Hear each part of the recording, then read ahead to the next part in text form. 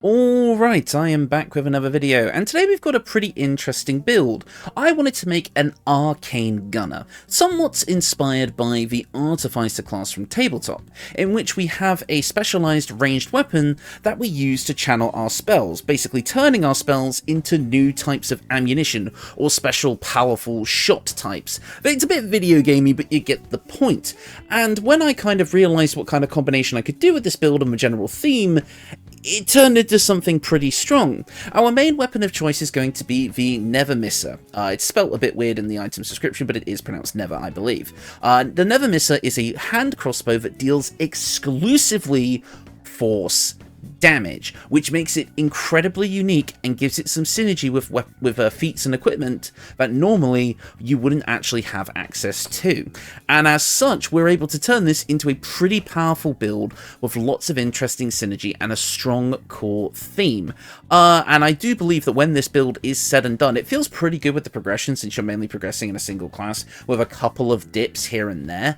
Otherwise, though, you do have a really strong foundation for a solid build here that is going to feel very, very fun to play. So I really do hope you guys enjoy this one, as not only is this build really powerful, it's filled with flavour and just, again, is just amazing to use. So without further ado, let's get into it. First off, we're going to be playing as a drow today, because with our classes we don't actually gain access to hand crossbow proficiency, which we are going to want. So drow being the only race to give us hand crossbow proficiency, we kind of need it, because I wanted to start this build out as a sorcerer for multiple different reasons. Technically you can change this up a bit, but it might make the build a bit weaker overall if you don't want to play a drow, but I do think the drow fit really well for this anyway, because I like the idea of this powerful arcane artificer making this force damage crossbow and then channeling magical energies through it to give it more power and fire specialized shots, which I think could actually be extremely fun. So I don't know, I feel like and especially since this build actually does synergize with some drow equipment later on, I don't know, it just kind of felt like it worked. So going with a drow here, a full drow, makes the most sense to me. You're going to get the normal movement speed, hand crossbow proficiency, as well as rapiers and short swords, superior dark vision, and the typical fey ancestry that comes with elves. I've gone for a Lolspawn drow today. You can pick whichever, Lolspawn or Saladrin, doesn't really matter. It's mainly just a dialogue thing. Moving on though to our starting class, which is going to be Sorcerer. This is going to give us a strong foundation to build ourselves upon. We're going to gain access to Constitution saving throw proficiency, which is going to be great, as we do have a few concentration-based spells that we will be using, as well as the ability to pick our subclass right at level 1. We do get to pick some baseline cantrips here to work with for our build, and I would say taking these 4 different damage cantrips is probably going to be the best way to go for the flavour of this build, or at least taking any 4 damage cantrips. I'd say Bone Chill could also work here, but I've gone with Firebolt, Ray of Frost, Acid Splash, and Poison Spray. I mean, Poison Spray is a bit of a stretch, I might change that out for Bone Chill here, but this is just going to give us 4 different unique shot types. Although our main focus today is going to be force damage, this does give us a little bit of variety, and it's going to help synergize with a bit of equipment later, but we will be getting a better cantrip overall that's going to work pretty well. And since this build is based around force damage, you probably already know what that's going to be, but it doesn't come up till quite a bit later, so for now we might as well just get some solid options at level 1 here. Moving on though, we do get to choose 2 level 1 spells, and of course the most important spell of this build is Magic Missile. The Never Misser itself comes with Magic Missile as a level 3 evocation built in, and it has a unique animation where it actually fires the Magic Missile out of the crossbow, which I think is really cool. So getting another version of Magic Missile that we can cast with our regular spell slots and upcast as well to do more damage obviously feels in line with the build. And the fact that I like the idea of having this special ammunition type that can curve around walls feels very fun. So our main thing is going to be using the Never Misser and Magic Missile, but we will have some fun extra unique options along the way. Moving on though, we also do have the Shield spell. Now you're going to have to choose. Do you want Mage Armour or shield to start? It's really going to depend on you. I would say Mage Armour might be the safer pick overall, just for a stronger baseline AC, and then picking up shield from a multi-class a bit later. But we are going to be using Unarmored Defense for this build, so you will need to pick up Mage Armour at some point. Moving on though, for our subclass, we do have Storm Sorcery. While Magic and Draconic Bloodline can technically work, I mean, if you go with Draconic Bloodline, you don't have to pick up Mage Armour, meaning that you could grab shield right away. But but Storm Sorcery just felt a bit better for this one. Because you get to infuse yourself with lightning and be able to fly as a bonus action after casting a level 1 spell or higher, we can fire off our magic missile and then be able to fly and reposition as a ranged character immediately after. And I feel like that utility is going to feel pretty important. Since we're not actually using an offhand crossbow with this build, our bonus action is going to be slightly more free to cast spells or use this feature. It also doesn't invoke opportunity attacks as well, so you have the opportunity to reposition no matter what, which is great, because this build is a little bit squishy, but I could see an argument being made for Draconic Bloodline as well.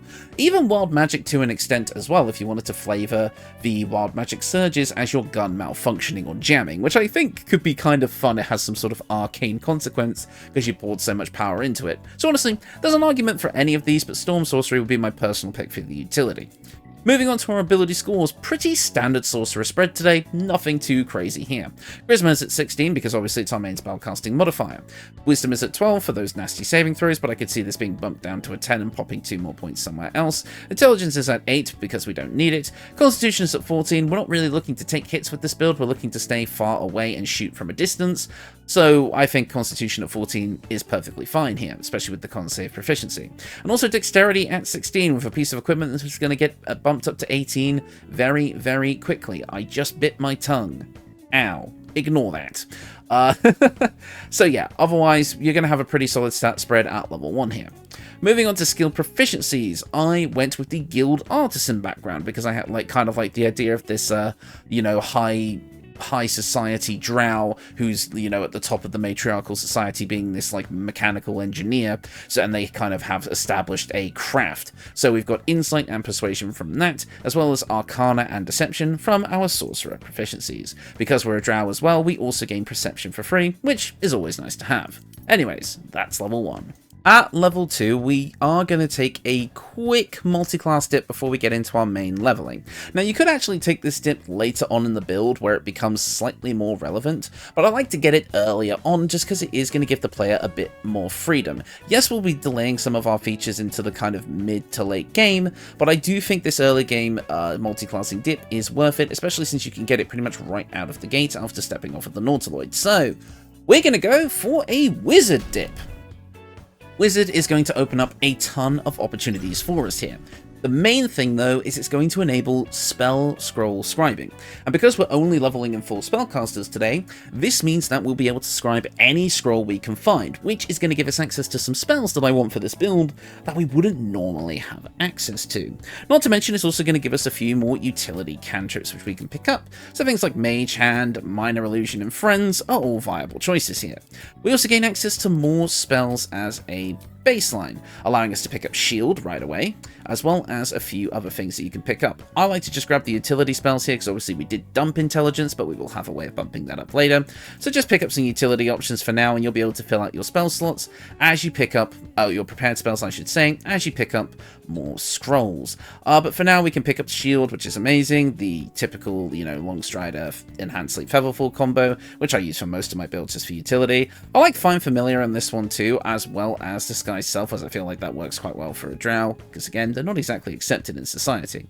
But of course, if you have Mistress Spells installed like I have, you could pick up Jim's Magic Missile. Jim's Magic Missile is this funny little spell that comes from a certain sourcebook that I'm forgetting the name of right now, which is a version of Magic Missile that deals more damage. But the problem is, they can explode back in your face.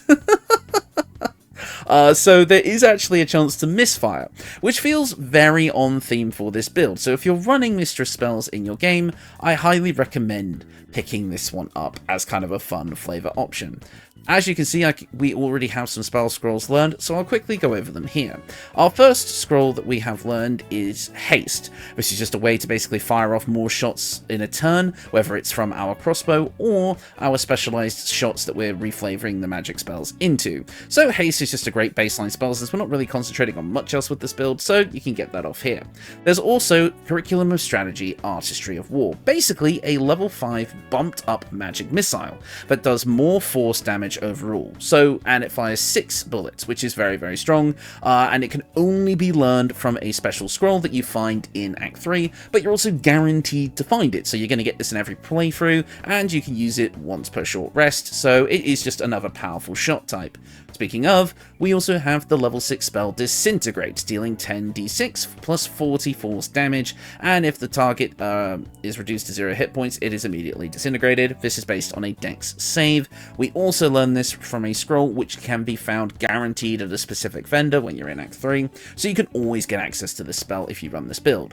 The haste is the only one that you kind of have to get lucky on the loot tables for, but you're most likely to find it in pretty much any playthrough pretty early on, I'd say around the mid-game, so you will probably pick this one up, but it's not necessary to the build, and it's the only one that's not 100% guaranteed. It's like 90% guaranteed. So overall, these three are what I would learn from scrolls overall. So yeah, there you go. A little bit of explanation of the spells.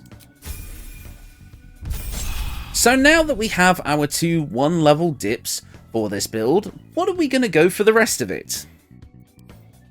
I'll be honest, I feel like I've been pretty good lately. I haven't been doing this one nearly as much. I've tried to give the other classes some love. We're going with Bard. We're going with Bard today because it just gets us everything that we need. Please leave me alone.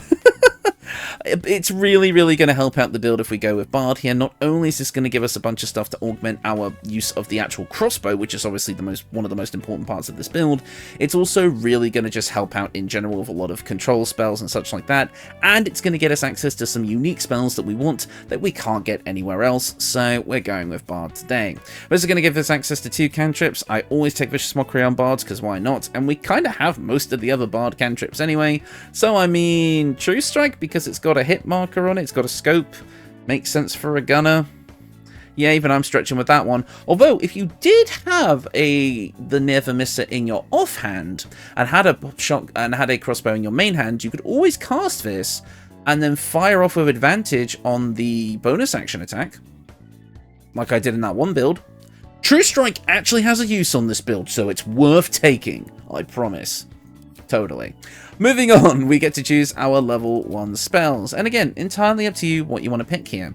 I kind of like just grabbing some useful roleplay spells, like Speak with Animals here. I also like Fairy Fire. We are a drow, so being able to use our base racial ability more feels nice. Dissonant Whispers is always a great spell to take, and I kind of like the Sleep spell here as well. It just kind of feels on theme for the drow side of things, but really this is a pick your favorite situation. Take a healing spell, take the command spell if you're using the 1D&D spell list revisions, like I am. You've got a lot of options available to you.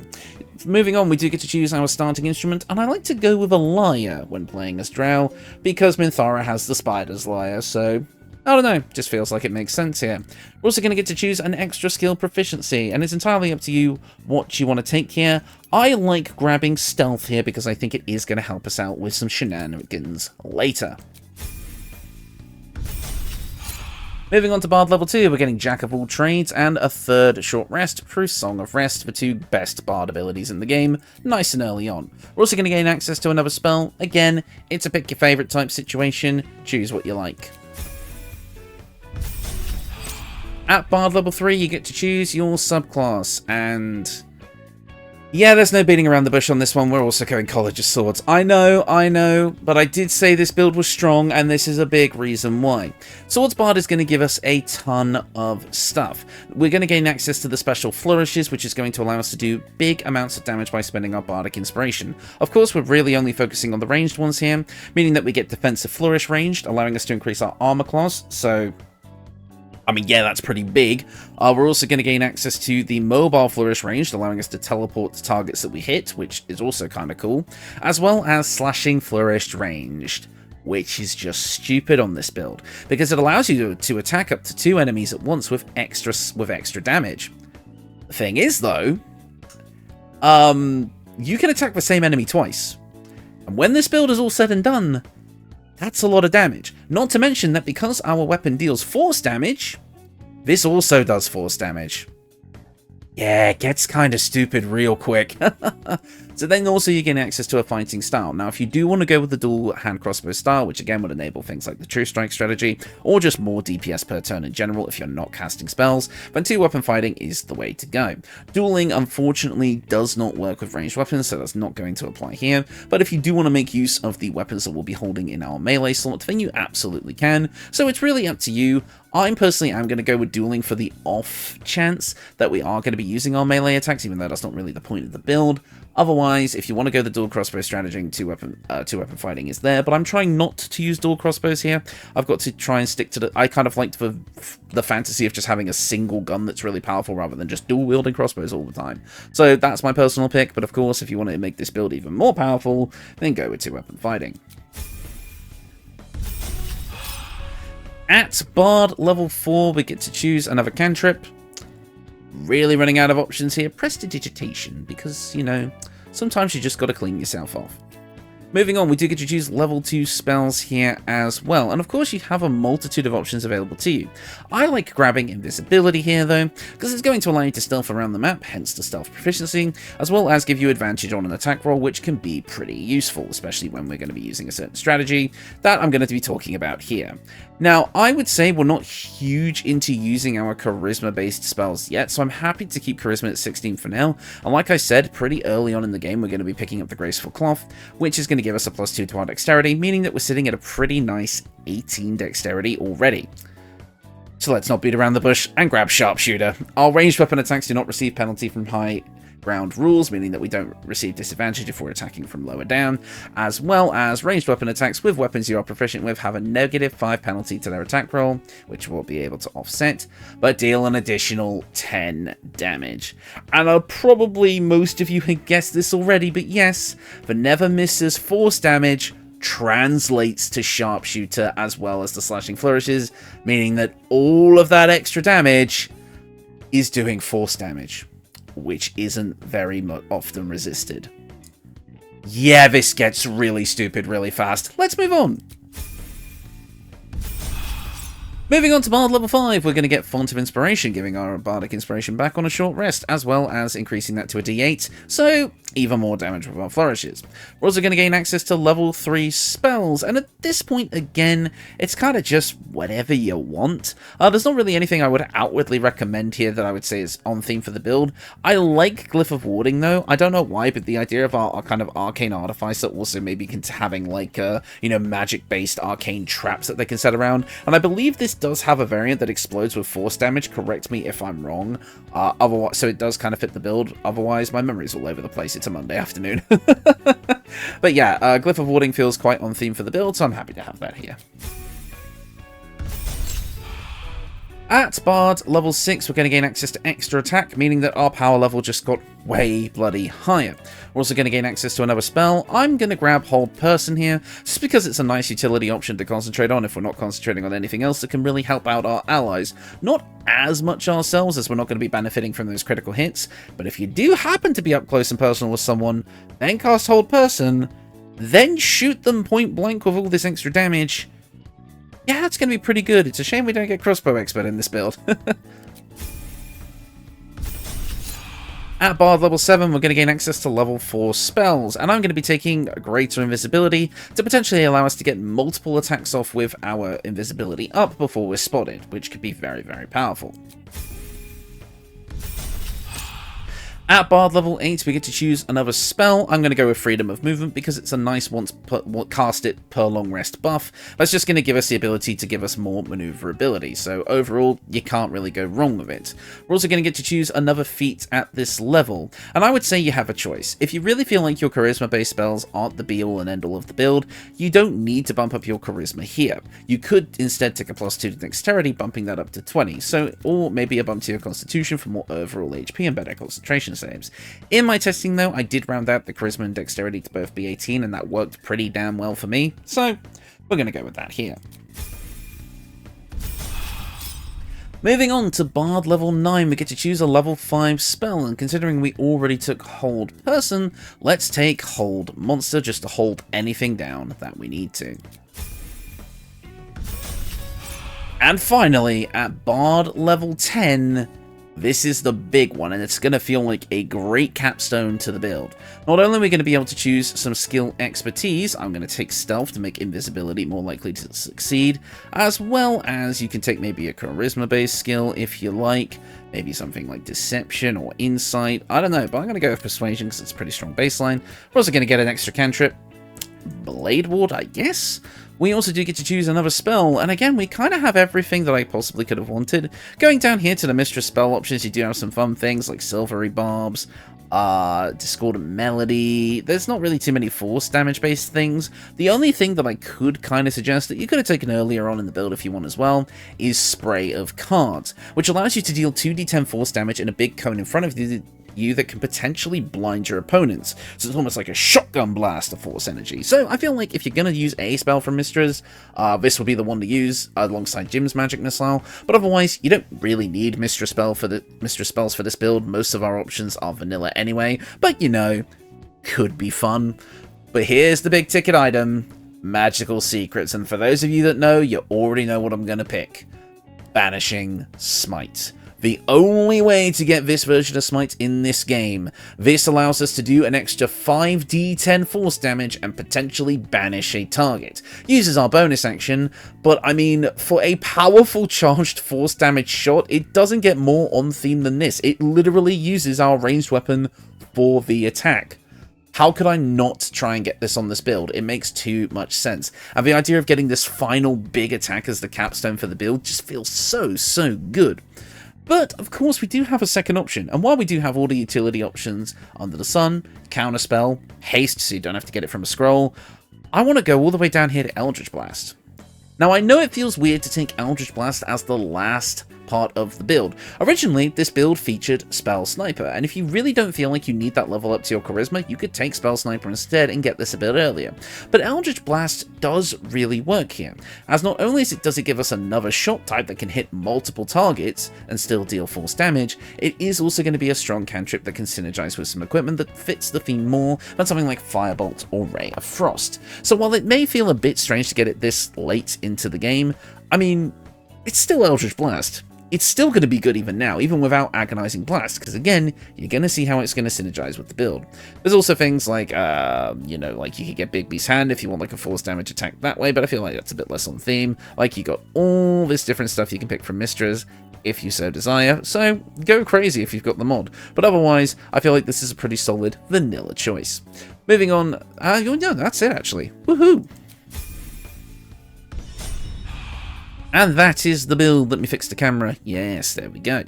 That is the build. And overall, what you're going to be getting out of this one is... oh, it's a lot of damage and a lot of fun utility. You get multiple different ways to cast Magic Missile in powerful and fun ways. You've got multiple different shot types. You've got the ability to deal just absolutely stupid amounts of force damage with your ranged attacks. I mean, yeah, our Bardic Inspiration went up to a 1d10, so we're doing an extra 1d10 plus 1d6 plus 15 force damage with Slashing Flourish ranged, which can hit twice. That's kind of stupid. Not to mention we can stack this up with things like Banishing Smite. Where's the ranged version? There it is for just that much damage. Not to mention you've got all the utility options of being able to do things like Defensive Flourish for more AC if you need it. You've got the ability to be incredibly stealthy with Stealth Expertise, as well as the ability to use greater invisibility, so we're just getting advantage on everything, which obviously helps with Sharpshooter. That can be really strong. You've got the ability to hold things down with Hold Person and Monster respectively. You've got all these different damaging cantrips for different situations if you need them. You've got a pretty decent defense score, which I will talk about in a minute. Let me just fix the camera. Look, there's our Tempestuous Magic allowing us to fly, giving us great maneuverability. Thanks for reminding me, game. We just have so much damage available to us while keeping in this Arcane Gunner theme. The camera does not like me right now. There we go. I just absolutely love how this build came together. Yes, it's another high-level Swords Bard, and yes, it is just kind of stupid that that's just still the strongest subclass in the game by far, at least in my opinion. I just think it's too good in every area. But just the way that these mechanics complement the flavor just feels so nice. So let's talk about how the equipment is going to help make this even better.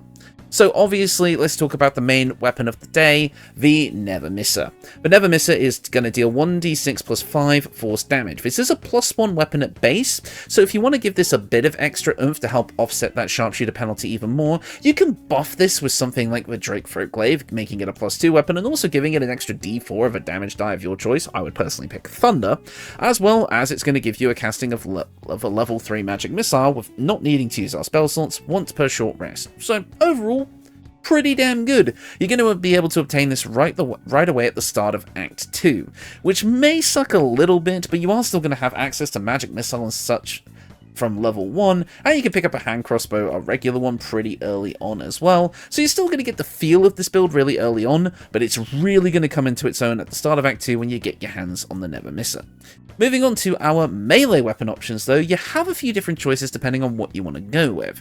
First up, also obtained right away in Act 1, you can get the Club of Hill Giant Strength, just setting our strength score to 19. This is going to give us an increased jump distance, which will allow us to go even further and reposition a bit more easily. So if you're looking for jump distance, this is the way to go. Otherwise, everyone pretty much knows about this already, but you could go with Falar Aluv, a literal drow weapon, which when using Falar Aluv's melody ability, you can go for the Shriek variant. The Shriek variant makes it so all enemies within 6 meters have a range that I messed that up. All enemies within 6 meters of the range have a 1d4 penalty to Charisma, Wisdom, and Intelligence saving throws, and affected creatures receive an extra 1d4 thunder damage. That 1d4 thunder damage will apply to every hit of magic missile, meaning that a fully leveled magic missile is going to be dealing a lot of extra thunder damage, which again is not often resisted. But of course, this does require enemies to be within 6 meters of you, which really we don't want to have to deal with on this build. Luckily, Magic Missile always hits, so the disadvantage at close range for crossbows doesn't really apply to us there if we just stick with Magic Missile. So I thought I would point out that this exists if you want to get even more damage out of this build, but otherwise, it is a fun thematic option, but it's not really the ideal playstyle. We do want to keep at range. Another thing I will recommend is any staff that gives you a bonus to spell save DC or spell attack rolls. The strong Act 3 option here would be the Staff of Spell Power, giving you basically a free spell slot of any level, as well as that aforementioned buff, as well as being a +2 weapon. But any +1 staff will work because they're all +1. The earliest one you could get would be Melf's first staff right away in Act 1, so if you're looking to get that spell save DC boost, then that's what you're looking for. That could also be more helpful if you decide to keep the 16 charisma, but again, that's up to you. In my testing, I did use the club just for a bit more maneuverability, and I did find that to be quite comfortable, but feel free to use anything else you so desire. Moving on to our headpiece, we have the Warped Headband of Intellect, setting the wearer's intelligence score to 17, effectively a 16, making it so that we can use more of our wizard stuff without actually having to invest in intelligence. Combining this with the spell save DC boosting gear to basically give us an 18 in intelligence when it comes to spellcasting, and we're doing a pretty damn good job even without having to invest anything into intelligence and only one level of wizard, meaning that our spells like Disintegrate and Curriculum of War and all that, which I can go over here and quickly set up, are still going to do pretty damn big chunks of damage, as you can see right here. So yeah, overall, this is just going to help us balance out the build, and that can be obtained right away in Act 1, with most of this equipment being obtainable in Act 1 actually, which I've just noticed. Huh, go me. Moving on, this is an Act 3 cloak, however, hence I said most, so this is going to be another way to gain a +1 bonus to spell save DC, and that's all it's here for. Just pick this up for an extra buff in Act 3, otherwise the Cloak of Protection can also work if you need a bit more AC.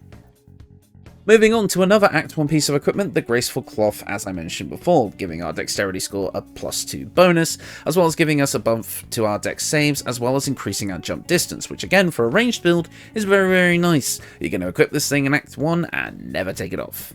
Speaking of another Act 1 piece of equipment, the Wanderer's Gloves, increasing your armor class by 1 and giving you an additional usage of Bardic Inspiration. So not only is it giving us a much needed buff to our AC, rounding it out to a very solid 18 for a ranged build, we're also going to get an extra bit of Bardic Inspiration, giving us 6 total, meaning that we can use 6 flourishes per short rest. Yeah, no, this build is stupid. And finally, another Act 1 equipment option is the Disintegrating Night Walkers, meaning that we cannot be enwebbed, entangled, or ensnared, and cannot slip on grease or ice. Great for maneuverability, as well as giving us a usage of Misty Step once per short rest. What can I say? With all of these barring the cloak being available in Act 1, this build comes online equipment-wise extremely quickly. But of course, we also have the accessories. The Psychic Spark, also available in Act 1, allows any casting a magic missile to shoot an additional dart. It's extra free damage, as well as gives you a non-spell slot using cast of magic missile at level 1 once per long rest. Yes, so if you're desperate and completely out of spell slots, you're not entirely out of options. Moving on, the Ring of Arcane Synergy. Whenever you deal damage with a cantrip, you gain Arcane Synergy for 2 turns. Arcane Synergy adds additional damage equal to the affected entity's spellcasting ability modifier, and since we multiclassed into Bard last, that's going to be our Charisma, meaning that for the use of, just by using Eldritch Blast or any of our other damaging cantrips, all of a sudden we're going to get a +4 damage bonus to all of our attacks, making that a 1d6 plus 19 plus all the other bullocks. It's stupid. It's incredibly stupid. Now, of course, I've explained multiple different ways to gain advantage with this build. We have the hold spells. We have the invisibility spells. We have the high ground. We have a lot of different ways of gaining advantage. But sometimes you just need to have advantage all the time, meaning that the Risky Ring is once again being used on this build. I like to include this in all of my builds that use Great Weapon Master or Sharpshooter, as me basically just saying, hey, you can get over that penalty no matter what. As long as you have advantage with this build, you've got an 80% chance to hit, which is good. That's basically a 100% chance, minus 20%. You know, it's pretty good. God damn it. But yeah, the Risky Ring is basically just going to guarantee you have advantage all the time, so you can just go pew pew pew pew pew, with the risk of having disadvantage on saving throws, so that haste concentration is looking a little bit more risky, hence the name. Otherwise though, if you feel like you can consistently maintain advantage using your battlefield position and things like the invisibility spells, then feel free to swap this out for the the Strange Conduit Ring. Well, whenever we concentrate on a spell, our weapon attacks will deal an extra d4 of psychic damage. It's just extra damage. Really, this is a free slot that you can replace with whatever, but if you really don't want to deal with like all of the shenanigans required to gain advantage, just use the Risky Ring, and you'll probably be fine. I used the Risky Ring in all of my testing for this build, and, well, I would say it was never really an issue. Yes, I dropped concentration sometimes. Yes, sometimes it was on haste, which can be pretty damning, but that's where you need to take into account of when haste is really going to work. I feel like haste on this build is best used to end a fight closer to the middle to the end of it, rather than just popping it right at the start. You're going to want to use haste to end an encounter before it even, but just as it's kind of getting to like where it could be difficult and you're in that final stretch. Basically save it for phase 2. So finally, for the kind of cosmetic stuff here, we've got the Drow studded leather armor and the Drow leather boots from Fear Taylor's Camp Clothing mod, mixed with the Faerunian colors Vecna dye, which I think gives us this like kind of reddish brown and dark purple look, which I think just absolutely matches this build perfectly. So yeah, that is the build, and I gotta say, I'm really happy with this one. I love the fact that we have all these powerful spells, but the crossbow is actually still probably our most viable option in most situations, but you have so many different fun and flavorful effects to apply with these enhanced shots in quotations. You got Magic Missile for guaranteed hits and being able to hit creatures that are outside of your line of sight, and that is properly beefed up with things like the Psychic Spark. You've got Disintegrate to just go for this absolute game-ending energy laser shot, which I think is amazing. Banishing Smite, which just takes all of our weapon damage and amplifies it to 11 with just even more force damage, 5d10, which is just insane. You've got the Curriculum of Strategy Artistry of War. You get this fun little side quest of finding the scrolls, which I just love for this sort of build. You get Eldritch Blast, a bit late, but you do get it. And you get all the fun utility that comes with playing a bard. Speak of Animals, High Charisma, the extra short rest, which again fuels our bardic inspiration to an amazing degree.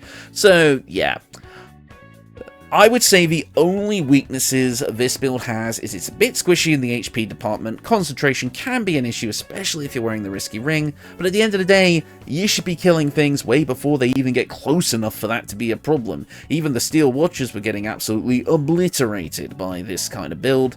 And yeah, I mean, if you really need to go on the defensive, use Defensive Flourish to bump up that AC, or Shield, because you also have Shield with this build. And I mean, you could even use this with like the tadpole powers or the killer's sweetheart ring to gain guaranteed critical hits as well. Like, this is just a baseline example of what this build is capable of, and it's still one of the strongest things I've ever made because force damage is just that stupid. And then you could make it even better if you really wanted to optimize this build, because again, Mirror of Lost shenanigans, all that sort of thing that could be done. If you really want to go down like Hair of Anti-Ethel route, that is also a thing, which I mean, a lot of Sworn Drown would probably do. Like, there is so much more you could do with this build to make it even stronger than what I've shown here. So, have fun. Alright, that is going to do it for me. Thank you all so much for watching, and I will see you all next time.